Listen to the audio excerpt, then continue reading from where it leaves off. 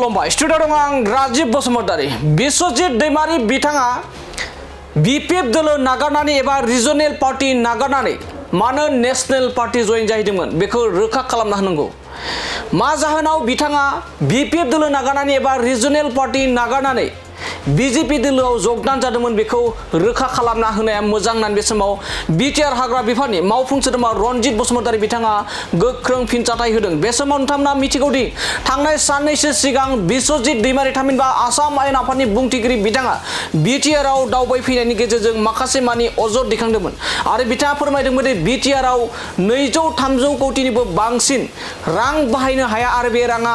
स्टेटआव एबा रायजो सरकारनिसिम सहैफिनो एबा थांफिनो एबा गिदिंना थांफिनो होननानै अजद दैखांदोंमोन बेखौ लानानै गोख्रों फिनजाथाय होदों बिटिआर हाग्रा बिफाननि मावफुं सोद्रोमा रनजित बसुमतारी बिथाङा आरो बिथाङा गोख्रों अजद दैखांबावदोंदि बिश्वजित दैमारी बिथांमोननि खुंनायनि समावनो एबा खुंथायनि समावनो जेब्ला हाग्रामा महिलारि बिथांनि खुंथायनि समाव एबा बिश्वजित दैमारी बिथांनि खुंथायनि समावनो बिटिआरआव गोदानै बर' होनाय आफादा जोनोम जादोंमोन बिथांमोननि थाखायनो बिश्वजित दैमारी बिथांमोननि थाखायनो बर'आ जोनोम जादोंमोन जेराव सेथि श्रेणी नैथि श्रेणी थाखो रानलायनायनि गेजेरजों बेफोरनि थाखायनो बर' जोनोम जादोंमोन आरो बे समाव बिटिआर हाग्रा बिफाननि मावफुं सोद्रोमा रनजित बसुमतारी बिथाङा गोख्रों फिनजाथाय होदों आरो बे समाव गोबां मानि बाथ्रा बुंदों जेराव बिश्वजित दैमारियानो गिबि खेब जोंनि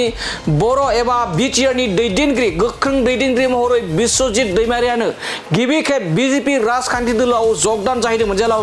रिजनेल पार्टी बिपिएफ दोलोखौ नागारनानै बिश्वजित दैमारी बिथाङा बिजेपि दोलोआव जगदान जाहैदोंमोन आरो मा जाहोननि थाखाय बिश्वजित दैमारिया रिजनेल पार्टीखौ नागारनानै नेशनेल पार्टीआव थांदोंमोन बेखौ रोखा खालामना होनांगौ होननानै बे समाव बाथ्रा बुंदों बे समाव आरोबाव सोंथि खालामबावदोंदि बिश्वजित दैमारी बिथांनि सायाव मा जाहोनाव बर'लेण्डनि सोमावसारनाय जादोंमोन होननानै गोख्रों सोंथि खालामदों बिश्वजित दैमारी बिथांनि सायाव जेराव बिथाङा बिटिआरआव दावबायनो फैनाय एबा बिटिआरआव फैनानै बिथाङा माखासे मानि बुंफोरथि होदोंमोन एबा बाथ्रा बुंदोंमोन जे आथिखालनि जा प्रमोद बर्डनि सरकार बे प्रमोद बर्डनि सरकारा रांखौ नांगौ बायदि बाहायनो हायाखै सिस्टेमेटिकजों सोलिनो हायाखै होननानै गोबां मानि बाथ्रा बुंदोंमोन नाथाय बे समाव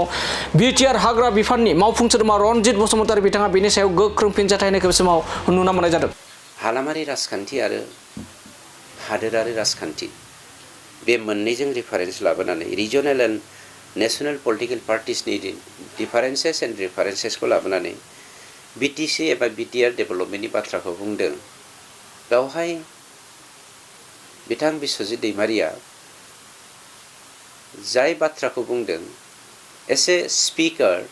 बिथांनि खुगानिफ्राय गनाया बिथाङा जे सासे पावार हांगार मानसि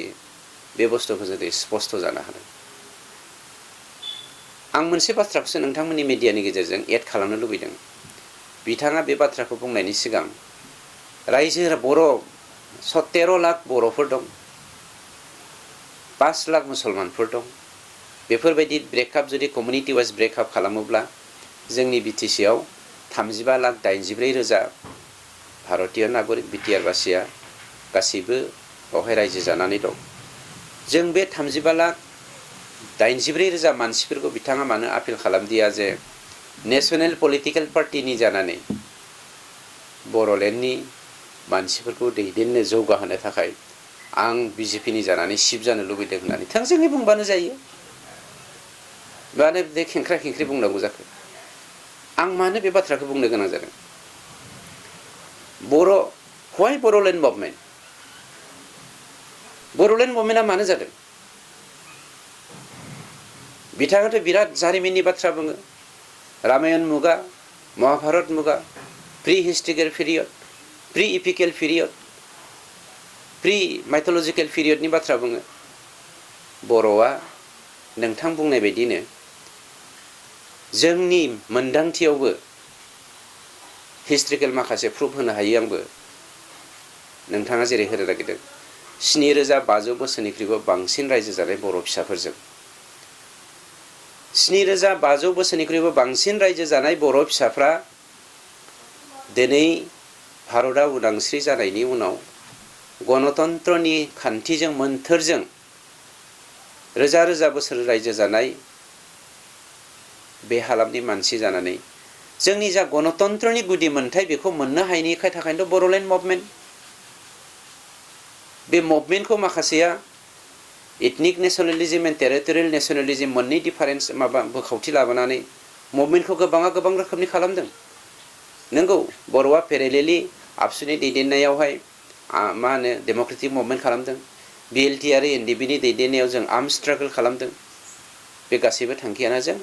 कुइसना फैदों वाइ बर'लेण्ड मुभमेन्ट। बे बर'लेण्ड मुभमेन्टनि गेजेरजों दिनै जोंनि जा मोनथाम सुक्ति जानानै थांबाय बे सुक्तिफोरनि गेजेरजों दिनै government of India government of आसामा स्पेसियेलि गावनि गाव खुंथायनि गेजेरजों जोंनि राव हारिमु थुनलाइ आसार खान्थिखौ फोथांनानै लाखिनायनि थाखायनोथ' दिनै एकर्डनि गेजेरजों बे मोनथायखौ होनाय जादों। आरो साधारन बे काउन्सिलखौ मोननो लुबैनानै जोंनि राव हारिमु थुनलाइ आसार खान्थिखौ साप्रेस अप्रेस एन्ड एक्सप्लइट खालामनानै फोजोबनायनि थांखिजों नोंथाङा जाबायदि पलिसि एडप्ट खालामनो नागिरदों बे बर' हारिनि थाखाय हयथ' सावनि मुगा जानो हागौ। जुदि बियो नोंथांनि साननाय बायदि जायोब्ला सावनि मुगा दाजाथों। जोंनि गेदेमाफ्रा सोरगोआव दङ, सोरगोनिफ्राय जेब्लायबो जोंखौ नोजोर होथों, आशीर्बाद खालामथों। नंखाय लामाजों दैदेननो नागिरग्रा बर' लिडारफ्रा नंखाय लामाजों दैदेननो दाहाथों। आंबो सावनि भागि जानो नागिरा आरो रावबो बर' फिसाया सावनि भागि जानो नागिरा। दा मोनसे बाथ्राखौ जोङो बुंनांगोन, जोङो नासयजानाय, गादबजानाय, सोबख'जानायनि फ्रिनि थाखायनो मुभमेन्ट खालामनानै जोङो BAC, BTAD, BTR एकर्डखौ खालामनाय जादों। जै समाव जों बर'फ्रा सानदोंमोन जे जों बर'फोरखौ बिमा गदायनि फिसा हिसाबै नोजोर होदों आसाम गभर्नमेन्टआ, नंखायनो जोङो मुभमेन्ट खालामनो गोनां जादों। खिन्थु नोंथांनि समावबोथ' मोनसे काउन्टार रिभलुसन जादों, नन बर' रिभलुसन। बे नन बर' मुभमेन्टआ नोंथांनि दैदेननायावथ' नोंथाङाथ' माबानि BPFनि लिडारमोन, एडभाइजारमोन, स्पक्स पार्सनमोन। नोंथांनि दैदेननायावथ' नन बर' मुभमेन्टआ जादों। वाइ नन बर' movement? What is the reason? What is द इम्पेक्ट एट प्रेजेन्ट? बेखौ जोङो साननांगोन। मानोना नोंथांमोना नोंथांनि दैदेननायाव BPFआ गुबुन जाति जनगोष्ठीखौ सेकेन्ड क्लास सिटिजेन हिसाबै नारसिननायनि थाखायनो नन बर' मुभमेन्टआ जादोंमोन। नाथाय जोंनि दिनै मानव गेदेर शिव प्रमद बर' बिथांनि दैदेननायाव जोंनि सरकारा गासैबो जाति जनगोष्ठीखौ लानानै नोंथांमोना दे दा सम बबेबा जायगायाव सेकेन्ड क्लास कमिउनिटिखौ जोङो माने सान्ति गायसननो बा सेकिउर्ड होनो थाखाय दिनै जोंनि पार्टिया खामानि मावगासिनो दङ होननाय बाथ्राया दुखुनांथाव। मानव गेदेर बिथां प्रमद बर'नि दैदेननायाव जोंनि सरकारा रावखौबो सेकेन्ड क्लास कमिउनिटि हिसाबै जोङो ट्रिट खालामाखै। मानोना मोनसे बाथ्राखौ नोंथाङा गनायनानै लाया बे नोंथांनि खोन्था।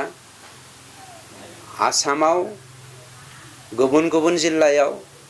गुबुन गुबुन स्टेटआव, गुबुन गुबुन इउनियन टेरिटरियाव, इन्डिया बायदियाव दिनैसिम रावबो मानसिनि खर'आव मोनसे सिमां सोरजियाखै, बे सानखांथि फैयाखै जे गासैबो BTCनि 26टा जाति जनगोष्ठीनि राव हारिमु आसारखान्थिखौ फोथांनायजों लोगोसे बर'नि राव हारिमु आसारखान्थिखौ जौगाहोनायनि मिजिंजों दिनै मानव गेदेर प्रमद बर' बिथांनि खर'आव मोनसे सानखांथि फैदों। जाय सानखांथिनि गेजेरजों पेरेलेलि गासैखौबो बोखोनो नागिरदों, जायनि जाहोनाव भिजन मुड हिसाबै जोङो भिजन डकुमेन्टखौ जोङो बानायनो हादों। जायनि गेजेरजों राव हारिमु आसारखान्थिखौ मोनफ्रोमबो हारिनि जोङो सेकिउर्ड खालामना होनो दिनै जोङो हादों। आरो बेनि अनगायैबो सासे बिमाखौ, सासे सुबुंनि बिमाखौ मान मर्यादा होनो, सन्मान होनो थाखाय बे बिमानि राव हारिमु थुनलाइ आसारखान्थिखौ जुगामि फोथांना लाखिनो थाखाय दिनै बिथांनि दैदेननायावनो जोङो गासैबो जातिनि रावनि जोङो मोनसे सोदोब बिहुं बहननो हादों। 1000टा सोदोब आरो 1000टा बाथ्राखौ लानानै। गतिके आं सानो नोंथाङा मेडियानि गेजेरजों जा सेल्फिश मोनसे मुडजों बर' हारिखौ, आं नोंथांखौ बर'खौ बाथौ, ब्रह्म, ख्रिस्टियान, सतसंगी, कृष्णगुरु, सा सानजा खोला सोनाब बोखावदों होननानै बुंनो नागिराखै। खिन्थु नोंथांनि बुंनाया बिदिनो जानो थांदों।